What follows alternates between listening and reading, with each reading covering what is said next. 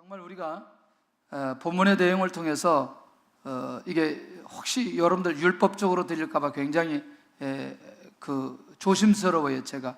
왜냐하면 본질에 관한 문제인데 이걸 자꾸 행위의 문제로 가서 나도 모르게 그렇게 외식적으로 갈 수 있는 가능성이 있기 때문에 이런 제목들이나 이런 말씀은 굉장히 조심스럽습니다. 그렇기 때문에 이거는 행위의 문제보다도 본질의 문제를 먼저 더 생각해보고 하나님의 인도 받을 때 그 다음에 행위까지 이어질 수 있다라고 하는 부분들로 이해하셨으면 좋겠다는 거죠. 그런 면에서 하나님의 역사의 기준은 무엇이냐? 하나님의 역사의 기준, 하나님의 응답의 기준, 하나님의 축복의 기준은 무엇일까? 라고 하는 부분들을 우리가 놓치지 않았으면 좋겠고, 그러다 보니까 우리는 삶의 결과만 가지고 내가 원하는 대로, 내가 뜻하는 대로, 내가 목적하는 대로 이루어지지 않았을 때 쉽게 고민하게 되는 것을 보게 됩니다. 이렇게 된 원인이 무엇이었을까? 이렇게 된 이유가 무엇이었을까? 이걸 좀 생각해보고 고민하고 하나님 앞에 내 자신을 돌아보고 그 다음 내가 영적으로 깨어 있어서 이것을 분석하고 인도받아 간다면 이 상황만 가지고도 얼마든지 구속사적 관점으로 이걸 해석하고 풀어갈 수 있다. 오늘 그런 은혜와 지혜가 우리에게 있기를 바랍니다. 오늘은 8번째 재앙인데 8번째 재앙에 관해서 얘기하려고 하지는 않습니다. 그러나 이 재앙의 내용과 이유와 결과는 우리가 좀 알고 넘어가야 쉽게 접근할 수 있다라고 하는 부분이죠. 말씀 안에. 그런 면에서 8번째 재앙의 내용이 뭐냐면 메뚜기 재앙입니다. 메뚜기 재앙. 메뚜기, 할렐루야. 메뚜기가 뭔지 잘 모르시나요? 혹시 메뚜기 먹어본 적 없으세요? 메뚜기가 얼마나 맛있는지 모르시죠? 네. 그래서 저는 호텔에 가서 뷔페 먹을 때는 반드시 메뚜기만 집중해서 먹습니다. 몸에 좋기 때문에. 그런데 메뚜기가 어느 정도여야지 온 나라가 메뚜기로 완전히 덮었을 때에 이건 재앙이죠. 근데 이제 놓치지 않아야 될 게 뭐냐면 당시에 고대에 사람들의 의식 속에 메뚜기 재앙이 일어났을 때는 이것은 천벌이다. 누가 이건 천벌을 내린 거다 라고 하는 생각들로 가득 찼다는 것이죠. 이 말 이해되시죠? 그러니까 많은 재앙이 있지만 8번째 재앙을 하나님께서 메뚜기 재앙으로 계획하셨던 이유는 이것은 지금 애굽 땅에 무슨 벌이 내렸다? 천벌이 내렸다는 사실을 애굽 전체 사람들에게 이해시키고 알릴 필요가 있다는 겁니다. 그러면서 이 메뚜기 재앙이에요. 그래서 성경을 좀 자세히 살펴보면 요엘서 1장이나 요엘서 2장이나 가서 보면 요엘서에도 꼭 재앙을 내릴 때 무슨 재앙이 일어나냐면 메뚜기 재앙이 일어나는 거죠. 메뚜기 재앙. 혹시 계시록 19장에 가서 보면 황충이란 거 아세요? 황충이란 이것도 사실은 뭐냐면 메뚜기예요. 예, 이해되셨죠? 그러니까 성경에는 메뚜기 재앙이 내릴 때는 이것은 뭔가 큰 벌을 내리셨다라고 하는 걸 상징적 의미로 사람들이 받아들일 수 있는 이 재앙이다. 메뚜기 재앙이 어떤 내용인가에 대해서 얘기하고 있습니다. 그런데 이 메뚜기 재앙이 한번 일어나기 시작하면 어떻게 나타나느냐는 거죠. 이게 보니까 애굽 땅에 나무나 밭에 채소나 푸른 것은 남지 않는데 15절을 우리가 같이 한번 보겠습니다. 15절 같이 우리가 확인을 해볼 필요가 있어요. 이 메뚜기 재앙으로 인해서 어떤 결과가 주어졌는지 시작. 메뚜기가 온 땅을 덮어 땅이 어둡게 되었으며 메뚜기가 우박에 상하지 아니한 밭의 채소와 나무 열매를 다 먹었으므로 애굽 온 땅에 나무나 밭의 채소나 푸른 것은 남지 아니하였더라. 한마디로 정리한다면 애굽 땅에 무엇이 없어져 버렸어요? 무엇이 없어져? 푸른 것이 다 없어져 버렸어요. 이건 놀라운 거 아니겠어요? 그러니까 메뚜기 재앙이 천벌의 재앙이라고 말할 수 있는 게 바로 이와 같은 것이라고 하는 것을 우리가 이해하고 갔으면 좋겠다는 것이죠. 그러면 다 잊어버려도 메뚜기 재앙은 사람들이 생각할 때에 어떤 벌이다, 천벌이다 생각할 수 있는 그런 생각이 가져 있기 때문에 메뚜기 재앙을 진행하셨던 것을 보게 됩니다. 자, 두 번째가 굉장히 중요해요. 왜 메뚜기 재앙이냐라고 했을 때 그 부분을 쉽게 이해할 수 있는데, 두 번째는 메뚜기 재앙의 이유가 있다는 거죠. 왜 8번째 재앙이 왜 이 메뚜기 재앙으로 이어져 가느냐? 7번째 재앙에서 끝나지 않고 왜 그렇게 가느냐? 9장 35절입니다. 9장 35절에 거기 누구의 모습이 나타나냐면 바로와 그의 신하의 모습이 나타납니다. 시작. 바로의 마음이 완악하여 이스라엘 자손을 내보내지 아니하였으니 여호와께서 모세에게 말씀하심과 같더라. 무슨 얘기냐면 이건 몇 번째 재앙이 일어나고 난 이후에 7번째 재앙이 일어나고 난 이후에 여전히 바로 왕은 전과 똑같은 상태의 마음이라는 거죠. 이해되시죠? 그러니까 7번째 재앙을 경험하고 나서 이 재앙은 정말 내가 하나님 앞에 항복하고 내가 이스라엘 백성들을 빨리 내놓는 일에 결단해야 되겠다. 자기의 마음을 내려놓고 빨리 하나님 앞에 순종하면서 가야 되는데 다시 마음이 완강해졌어요. 다시 말하면 불순종한 상태로 가버리게 되었다는 것이죠. 그러니까 바로와 그의 신하들의 완강함 때문에 8번째 재앙의 이유가 이 안에 있다는 거죠. 두 번째가 오늘 말씀의 전체 핵심과 방향이었다는 겁니다. 그게 뭐냐? 하나님 앞에 바로 왕이 어떤 모습으로 서 있었느냐? 바로 겸손하지 않는, 겸비하지 않는 바로 때문에 하나님께서 8번째 재앙을 내리게 되었다는 겁니다. 3절 보겠습니다. 이 3절은 그냥 활자가 튀어나와야 됩니다. 3절 시작. 모세와 아론이 바로에게 들어가서 그에게 이르되 히브리 사람이 하나님 여호와께서 말씀하시기를 내가 어느 때까지 내 앞에 겸비하지 아니하겠느냐? 내 백성을 보내라. 그들이 나를 섬길 것이라. 아멘.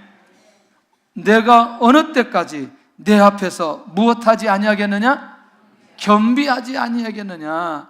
다시 말하면 하나님 앞에 자기 자신을 낮추고 자기 자신을 내려놓고 겸손한 모습으로 나가야 되는데 바로는 지금도 하나님 앞에 자기 자신을 낮추지 않고 교만한 모습으로 나아가는 이것 때문에 8번째 재앙이 이어질 수밖에 없었다는 것이죠. 겸손하지 않는 누구 때문에? 바로 때문에. 8번째 재앙은 꼭 이 애굽 땅에 일어나야 될 필요가 있었다는 것이죠. 세 번째가 굉장히 중요합니다. 바로의 하나님 앞에 겸비하지 않는 부분은, 하나님 앞에 교만한 모습은 결국 궁극적으로 누구의 뜻을 수용하지 못하겠다. 하나님의 뜻을 수용하지 못하겠다. 그러니 하나님은 반드시 애굽 땅에서 하나님의 뜻을 이루어야 되기 때문에 무엇을 통해서라도, 재앙을 통해서라도 누구의 생각이 바뀌어지도록, 바로의 생각이 바뀌어지도록 8번째 재앙이 일어나야 된다는 거예요. 지금 현재 이 바로는 하나님의 뜻에 전혀 관심 없는 모습으로 서 있다는 겁니다. 자, 이렇게 8번째 재앙의 이유를 알았습니다. 궁극적으로 누구 때문이다? 바로 때문이다. 재앙의 내용은 무슨 재앙? 메뚜기의 재앙. 자, 그런 면에서 8번째 재앙에 진행되는 과정과 진행되는 결과를 살펴볼 필요가 있다는 겁니다. 그게 뭐냐면 10장 7절입니다. 드디어 놀라운 변화가 일어나기 시작합니다. 10장 7절 시작. 바로의 신하들이 그에게 말하되 어느 때까지 이 사람이 우리의 함정이 되리이까? 그 사람들을 보내어 그들이 하나님 여호와를 섬기게 하소서. 왕은 아직도 애굽이 망한 줄을 알지 못하시나이까 하고. 할렐루야. 변화가 일어났어요. 무슨 변화가 일어났어요? 신하들이 이제는 이렇게 가다가 우리나라가 어떻게 되겠다? 망하게 되겠다. 이렇게 한 번도 얘기하지 않았던 신하들이 드디어 바로 왕에게 왕이여, 지금 우리나라가 망하는 줄 알지 못하고 있습니까? 지금 그들 때문에 우리가 함정에 빠져서 더 이상 나오지 못할 상황인데 이 문제를 빨리 해결해야 되지 않겠습니까? 신하들 안에서 변화들이 일어나기 시작하는 거죠. 그러니까 이들이 가만히 있을 수 없는 거죠. 8절 가서 보시겠습니다. 뭐라고, 어떤 상황이 벌어졌는지. 시작. 모세와 아론을 바로에게로 다시 데려오니 바로가 그들에게 이르되 가서 너희 하나님 여호와를 섬기러 갈 자는 누구누구냐? 결국 이들이 견디다 못해 누구와 누구를, 모세와 아론을 누구에게? 바로에게 인도하게 된다는 거죠. 뭐냐? 깨달은 거죠. 신하들이 깨달은 거죠. 자신들의 힘으로는 이 재앙을 막을 수 있다 없다? 막을 수 없다. 그러니 지금 누구를 빨리 독대시켜서 이 모세와 아론, 히브리 민족의 지도자들과 바로 왕과의 독대의 과정 속에서 빨리 누가 깨닫도록? 바로가 깨닫도록 그들이 역할하고 있는 것을 보게 됩니다. 놀라운 일이죠. 지금까지 일어나지 않았던 일들이 이제 서서히 일어나기 시작합니다. 그리고 나서 이 메뚜기 재앙이 일어나고 난 이후에 드디어 바로가 어떻게 변했는지 17절 가서 한번 보겠습니다. 기가 막힌 고백을 그가 하고 있습니다. 17절 시작. 바라건대 이번만 나의 죄를 용서하고 너희 하나님 여호와께 구하여 이 죽음 많은 내게서 떠나게 하라. 16절 상황을 한번 볼까요? 상황 시작. 바로가 모세와 아론을 급히 불러 이르되 내가 너희의 하나님 여호와와 너희에게 뭘 지었으니? 죄를 지었으니. 8번째 재앙에 와서야 자기가 누구인지를 알았어요. 누가? 바로가. 그리고 자기 자신이 죄를 지었다고 말하고 혹시라도 죽음이 온다면 이 죽음 많은 명하도록 하나님께 기도해달라 중보기도 요청을 하게 되는 것을 보게 됩니다. 할렐루야. 그러니 8번째 재앙이 바로에게 있어서는 필연적으로 필요한 재앙이었다는 겁니다. 그러니까 이런 8번째 재앙의 결과가 이렇게 나타나리라고 아무도 생각하지 못했지만 이 메뚜기 재앙을 경험하고 난 이후에 바로가 이렇게 자기의 자신이 완전히 바뀌어진 모습으로 서게 되어졌던 것을 보게 된다는 거죠. 하나님 앞에 가장 지혜로운 사람이 뭘까 봤더니 재앙이 오기 전에 하나님 앞에 빨리 겸손한 모습으로 서 있는 겁니다. 이게 굉장히 중요한 것이죠. 그러면 몇 가지 우리가 좀 살펴볼 텐데, 겸손하지 않는 자에게는 어떤 일이 일어날까? 우선 바로의 상황에서 한번 정리를 해본다면 재앙을 경험하고 그것도 8번째 재앙까지 경험하고 앞으로 또 어디 재앙까지? 10번째 재앙까지 가게 된다는 거죠. 할렐루야. 이야, 놀랍지요. 그러니까 계속해서 아까도 내가 죄를 졌으니 이렇긴 하지만 궁극적으로 이스라엘 민족은 내놓지는 않아요. 놀랍게도 교만하게 되면, 겸손하지 않으면 교만한 사람을 통해서 자기가 속해는 모든 공동체까지 힘들어진다. 한 사람의 교만으로 인한 결과가 온 나라가 무엇으로 빠진다? 재앙으로 빠진다는 거죠. 할렐루야. 한 화면에 글씨 많이 안 넣으니까 좋지요. 딱 하나씩만 드니까. 에? 그래요? 막 확 그냥 이거를 외우려고 하거나 적으려고 하지 말고 눈으로 확 찍어요. 그냥 사진 찍듯이 확 찍으면 나중에 다 생각나게 되어 있어요. 그걸 머리에다 넣으려고 하고 막 적으려고 집에 가서 보지도 않으면서 계속 적기만 하고 막 그러는데 그렇게 하지 말라고. 그냥 눈으로 확 찍어. 그냥 가슴으로 찍어요. 그냥 글씨가 많으면 안 찍혀. 근데 적으면 찍혀요. 이게. 자, 세 번째는 하나님 앞에 겸손할 때까지 재앙이 임하게 되는 거죠. 어느 때까지? 출애굽 선언할 때까지. 왜? 이게 하나님의 뜻이기 때문에. 하나님의 목적을 이룰 때까지 그 재앙이 끊임없이 누구에게? 그 교만한 사람에게 계속해서 일어나게 된다는 것이죠. 제일 중요한 건 신앙생활하는 데 있어서 예수님 믿고 하나님의 은혜 속에 들어가는 것 중에 한 가지, 하나님 앞에 항복하는 겁니다. 그게 겸손이에요. 나중에 설명할게요. 예. 자, 그거 좀 바쁘니까. 그러면 두 번째, 아까 겸손하지 않으면 뭐가 일어나고? 재앙이 일어나고, 두 번째는 겸손하지 않으면 패망의 길로 간다는 거죠. 이게 굉장히 충격적이에요. 그러니까 여러분들 고민하지 않기를 바랍니다. 망하고 싶으면 교만하면 돼요. 너무나 일부러 망할 필요 없어요. 망하려고 할 필요 없어요. 그냥 교만하면 망하게 되어 있어요. 잠언 16장 18절 한번 보겠습니다. 잠언 16장 18절. 자, 우리가 너무나 잘 아는 내용입니다. 잠언 16장 18절. 그러나 너무나 잘 아는 내용이지만 활자로 되어진 걸 한번 우리가 확인할 필요가 있어요. 다 찾으셨나요? 시작. 교만은 패망의 선봉이요 거만한 마음은 넘어짐의 앞잡이니라. 할렐루야. 그러니까 패망과 넘어짐의 안내자는 바로 무엇이다? 교만이라는 거죠. 그런 면에서 하나님 앞에 겸손하면 절대로 망하지 않는다. 하나님 앞에 겸손하면 절대로 망하지 않는다. 할렐루야. 두 번째, 자기가 가지고 있는 모든 계획을 이루지 못한다. 뭐 하면?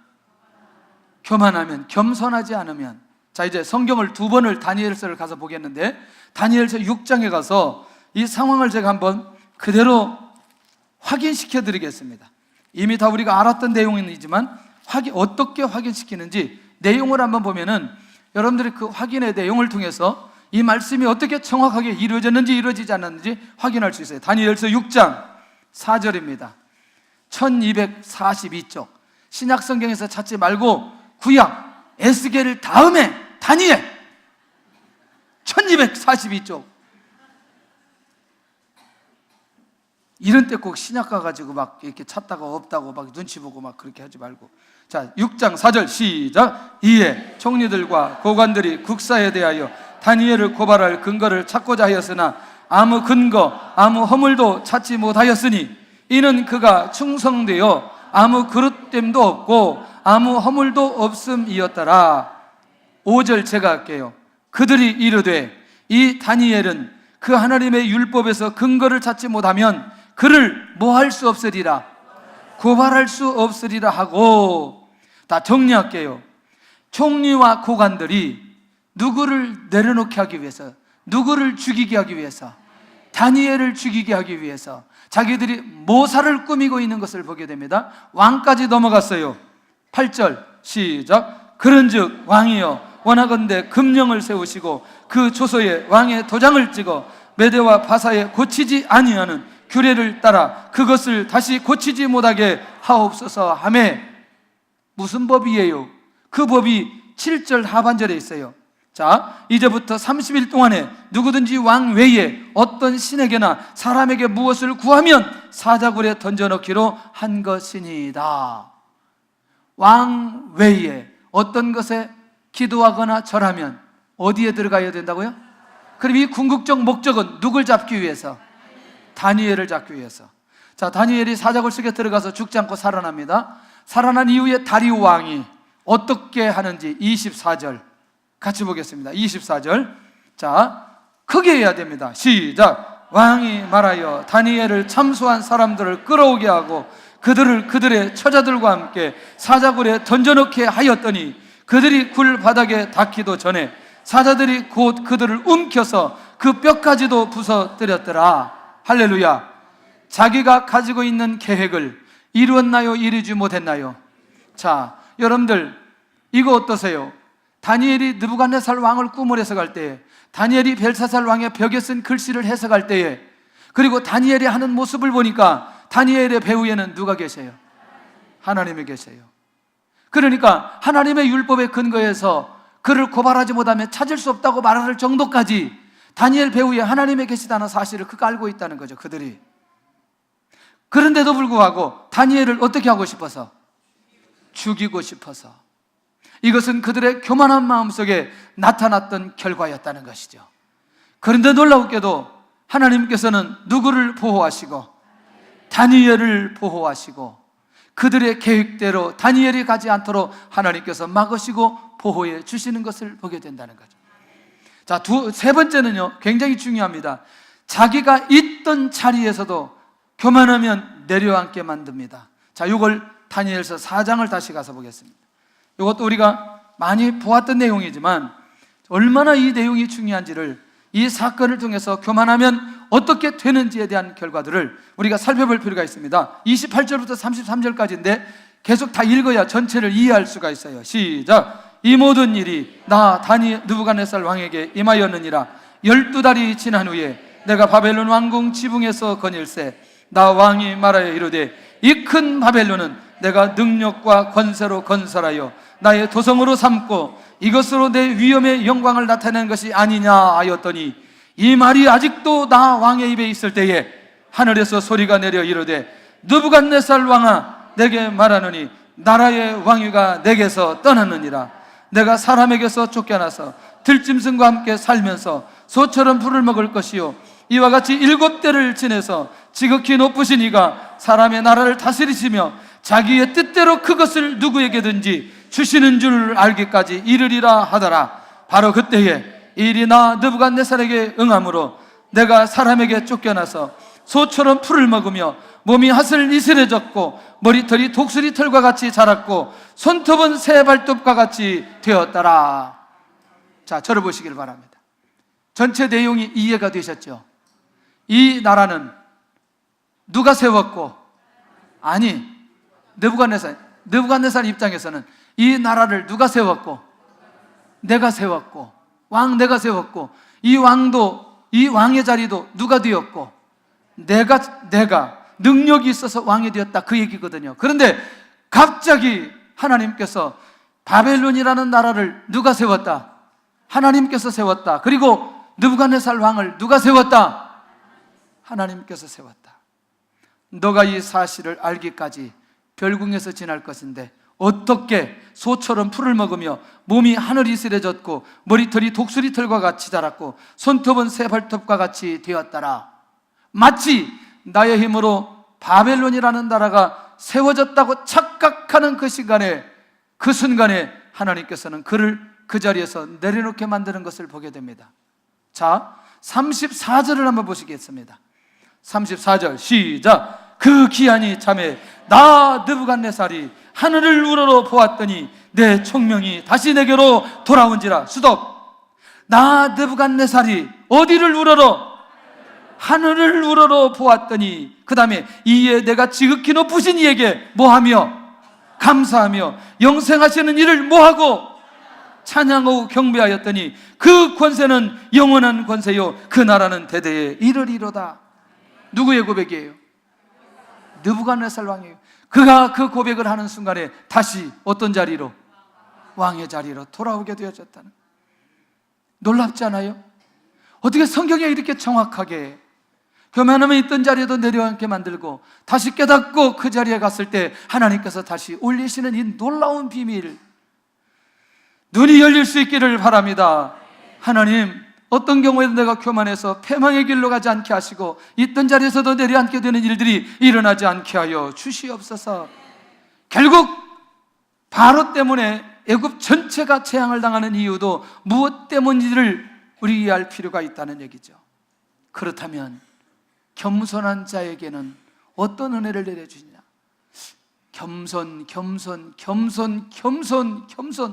겸손이라는 의미가 뭘까?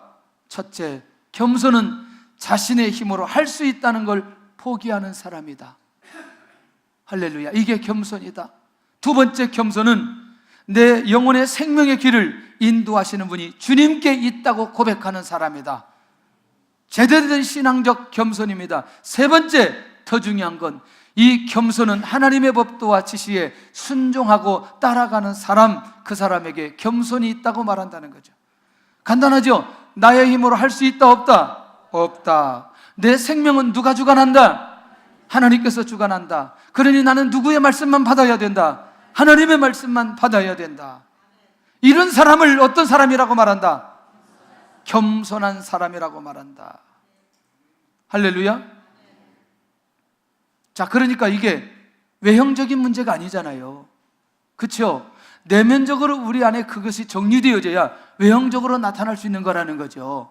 그러니까 외형적으로 인사를 이렇게 잘한다고 이게 겸손이 아니라는 거를 그렇다고 해서 그 얘기가 아니고 인사 그렇게 하지 마라 그 얘기가 아니고 얘기를 잘 들어야 되는데, 그러니까 결국 겉으로 나타나는 건 내면적인 것들이 정리되어서요 겉으로 나타나는 것들로 이어져야 된다는 거죠. 내용이 정리되지 않고 우리의 중심이 정리되지 않고 외형적인 것만 바뀌어진다고 해도 이게 바뀌어진 게 아니라고 하는 걸 기억해야 된다는 거죠. 첫째, 그러면 겸손한 자에게는 첫째, 은혜를 베풀어 주신다는. 자, 은혜라는 얘기가 우리가 너무나 많이 사용되어지기 때문에 자, 이겁니다. 겸손한 자가 부당하게 고난 중에 있을 때나 겸손한 자가 억압당하고 착취당할 때, 놀라웠게도 이때 하나님께서는 그를 긍휼히 여기시며 그 상황 속에서 구원하여 주신다. 이걸 겸손한 자가 받는 은혜라고 말하고 있습니다. 할렐루야. 혹시 내가 하나님의 말씀에 순종하기 위해서, 내가 하나님 앞에 겸손한 삶을 살기 위해서, 내가 하나님을 의지하고 하나님 앞에 믿음을 보이기 때문에 내가 부당하게 고난을 당하고 착취를 당하고 억압을 당하고 고통당하는 상황이 있다면 반드시 하나님의 긍휼함이 그에게 나타나게 될 것이고 하나님의 구원의 역사가 그 사람을 통해서 일어나게 될 줄로 믿습니다. 할렐루야. 그러니 내가 겸손하면서 오는 수많은 문제들이 있을 때마다 자유하시기를 바랍니다. 왜? 그 사람에게 하나님의 은혜가 머무르고 있다는 겁니다. 하나님의 은혜가 머무르고 있다는 거죠. 놀라운 일 아니겠어요? 자, 두 번째, 겸손한 자에게 지혜를 허락하신다는 거죠. 지혜가 뭘까요? 아까 겸손 정리됐나요? 예, 겸손 정리됐나요? 다시, 겸손은 어떤 사람이라고요? 자기가 할 수 있지만 자기가 할 수 있는 것이 없다고 고백하는 거죠. 그 다음에 자기 생명은 누구에게 있다? 하나님에게 있다. 그러니 나는 누구의 말씀에 의해서, 하나님의 말씀과 지혜에 의해서 내가 순종하겠다. 이런 사람이 어떤 사람이다? 겸손한 사람이다. 그런데 겸손한 자에게 지혜를 주신다고 했는데 도대체 그 지혜라는 게 뭐란 말이냐? 삶의 모든 영역에서 성공적인 삶을 살게 하는 것. 그래서 이제 이해를 돕기 위해서 솔로몬 얘기를 할 수밖에 없는 거죠. 솔로몬이 누구죠? 솔로몬이 누구죠?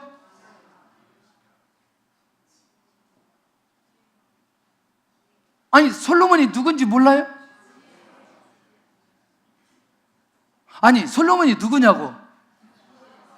왕이지, 왕. 에이, 정말. 너무하시네. 솔로몬이 누구라고?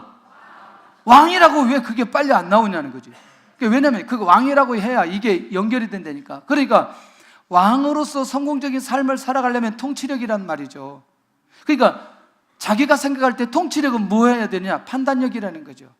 그러니까 그때 지혜 달라고 얘기했고, 그 지혜가 한 아이를 가지고 왔을 때 두 어머니가 자기 아들이라고 말할 때 칼로 그 아이를 잘라서 양쪽 나누어 줘라 라고 말할 때에 진짜 어머니가 누구인지를 알 수 있는 그게 솔로몬이 가지고 있었던 지혜라는 거죠.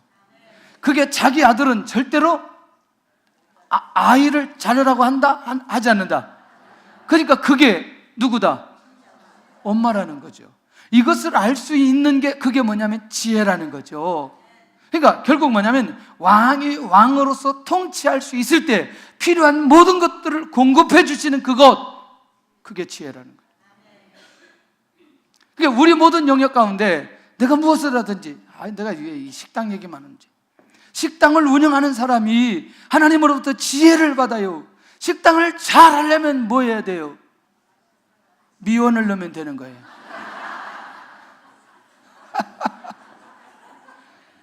조금 더 지혜가 있어요. 그럼 뭐 하면 돼요? 아니, 그거 아니에요. 설탕은 세 번째. 거기에다가 소화제를 넣어야 돼요. 소화제. 그 집에서 먹은 음식을 먹고 나면 항상 뭐가 잘 된다? 그러니까 소화제를 많이 집어넣어. 할렐루야. 그래도 이게 안 되면 그 안에 뭘 넣어요? 설탕을 넣는다. 큰일 났네 이제. 자, 꼭 그렇게 하라는 얘기는 아니고, 만약에 식당을 한다면 식당을 잘할 수 있는 지혜를 하나님께서 주신다는 거죠. 그러니까 자기 영역 가운데 성공적인 삶을 살아갈 수 있는 그거 이해되시죠? 그러니까 조금 더 설명을 한다면 어떤 목적을 이루는데 그것을 이룰 수 있는 전략을 주시는 그게 지혜라는 거죠. 공부하는 사람들에게 뭐예요? 기억력이 있으면 되잖아요. 그렇죠? 기억력, 잊어버리지 않고 집중하게 하는 거. 예, 선생님이 꼭 문제 낼 것만 꼭 기억하고 또 잡아내는 거. 이게 결국 뭐냐면 각기 모든 사람들에게 주시는 지혜가 같다, 다르다. 그러니까 자기가 하는 모든 것들 속에 겸손한 자에게는 무엇을 주신다? 지혜 주신다는 거예요. 놀랍지 않아요? 근데 이게 뭘로 나타나냐면 그 지혜가 총명과 영민함, 통찰력으로 나타나서 결국 리더십, 모든 사람들을 이끌어갈 수 있는 리더로 하나님께서 세워주시는 거예요. 그러니까 대부분 이 겸손한 자, 이 지혜의 은사가 임하게 되면요, 놀랍게도 그 사람은 리더가 되어 있어요. 할렐루야. 놓치지 않기를 바랍니다. 주의 큰 은혜가 있게 될 줄로 믿습니다. 저는 우리 교회 모든 성도들 안에 오늘 하나님의 주시는 겸손한 자에게 주시는 은혜가 있기를 바라고, 겸손한 자에게 주시는 지혜가 있기를 바랍니다.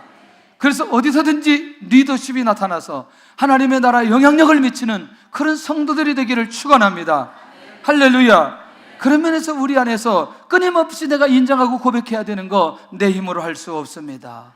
내 인생, 우리 가정, 우리 교회, 이 민족은 하나님의 주권 아래 움직이고 있다는 고백이 있어야 되고, 언제든지 하나님의 말씀과 가까이 해야 될 필요가 있다는 거죠.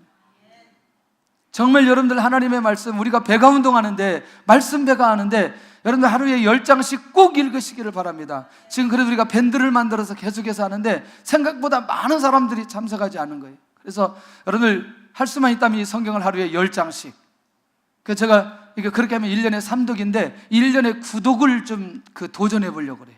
1년에 9독. 그러면 하루에 몇 장씩 읽어야 돼요? 33씩 읽어야 이제 1년에 9독인데 한번 제가 개인적으로 도전해 보려고 그래요.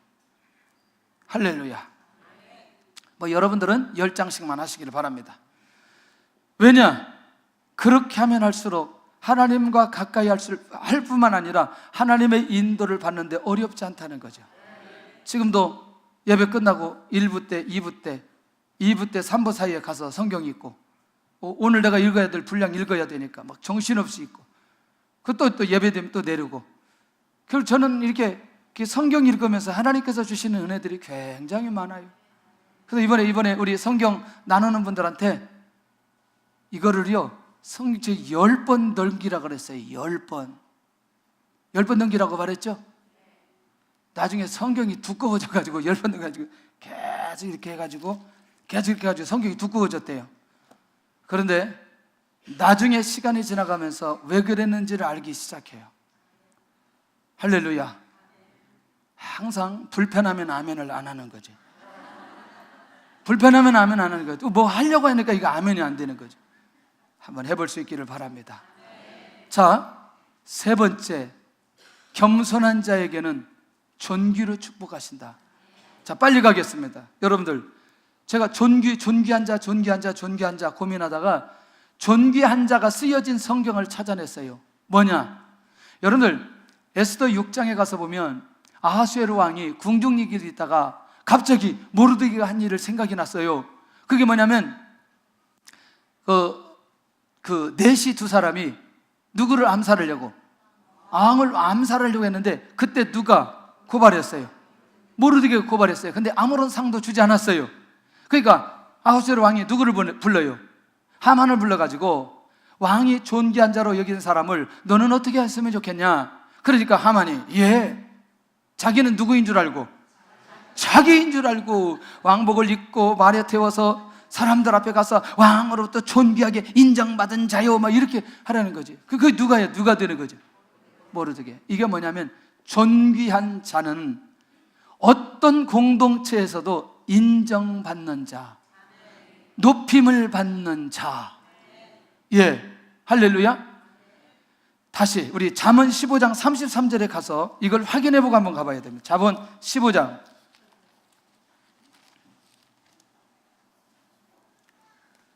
자, 꼭 봐셔야 됩니다. 왜냐면 이게 활자로 된 것을 우리가 확인하는 게 굉장히 중요하더라고요.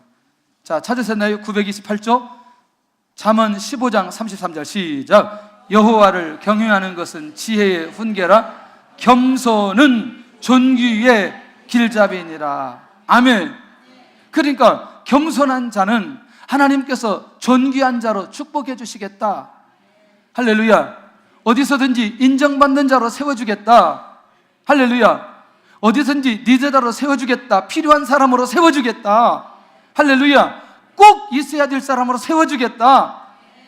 원문에 가서 보니까 모든 것에서 그 사람 때문에 기뻐하는 사람으로 세워주겠다. 그게 존귀로 축복해 주신다는 거죠. 할렐루야. 오늘 겸손한 자는 존귀로 축복하시는 이 하나님의 약속의 말씀을 붙들 수 있기를 바랍니다. 자, 우리 모든 성도들이 어디에 가서든지 존귀한 자로 인정받으면 좋겠다는 거죠. 할렐루야. 이런 은혜가 임하게 될 줄로 믿습니다. 셋째가 아니라 여기는 넷째입니다. 겸손한 자에게는 마지막 재물과 영광과 생명을 주신다는 거죠. 이거 확인해야 돼요. 22장 4절, 잠언 22장 4절. 이게 확인이 되어야 우리가 같이 이 말씀에 믿음이 우리 안에 그 안에 생기게 되어지는 것을 보게 됩니다. 자, 시작. 겸손과 여호와를 경외함의 보상은 재물과 영광과 생명이니라. 아멘. 그러니까 이미 겸손한 자에게는 무엇을 허락하신다? 재물을 허락하신다. 이 땅에 필요한 것을 공급하신다는 약속을 해주시고 있다는 거죠. 겸손하시기를 바랍니다. 할렐루야. 할렐루야. 윤리적 겸손이 아니라고 하는 걸 오해하지 말고 받으시기를 바랍니다. 두 번째, 겸손한 자에게는 영광을 주신다. 아까 말씀대로 존귀와 비슷한 거지만 그가 속한 곳에서 확실하게 세워주신다. 할렐루야. 세 번째, 겸손한 자에게 생명을 주신다. 이 말은 뭐냐면 그를 보호하시고 그의 생명을 인도하시고 그의 생명을 주관하여 주신다. 다 끝나버린 거죠. 재물도 주신다고 얘기하시고 명예도 주신다고 얘기하시고 생명도 지켜주신다고 얘기하는데 우리가 교만할 이유가 없다는 얘기죠. 오늘도 이렇게 하나님의 말씀 앞에 반응하면서 바로처럼 교만하여 재앙을 받는 것보다는 겸손하여 하나님의 은혜를 받는 사람, 할렐루야, 하나님께 지혜를 얻는 사람, 또 하나님 앞에 존귀한 자라고 여기는 사람, 하나님 앞에 재물과 영광과 생명을 얻는 이런 놀라운 역사가 일어나면 얼마나 좋겠냐는 거죠. 오늘도 이 말씀의 근거에서 하나님, 나의 삶이 존귀한 자의 삶으로, 재물과 영광과 생명을 얻는 삶으로, 지혜 있는 자의 삶으로, 은혜 받은 자의 삶으로 살아가기를 원합니다. 이런 고백들이 우리 안에 있어야 될 필요가 있다는 것이죠. 결론입니다. 나는 겸손한 사람인가? 혹시 교만함은 없는가? 두 번째, 나는 겸손함의 결과가 있는가? 있는 줄로 믿습니다. 나는 겸손을 위해서 살기를 원하는가? 겸손을 위해서 살아감으로 겸손한 자에게 주시는 축복을 마음껏 누릴 수 있기를 바랍니다. 우리 찬양하면서 하나님 앞에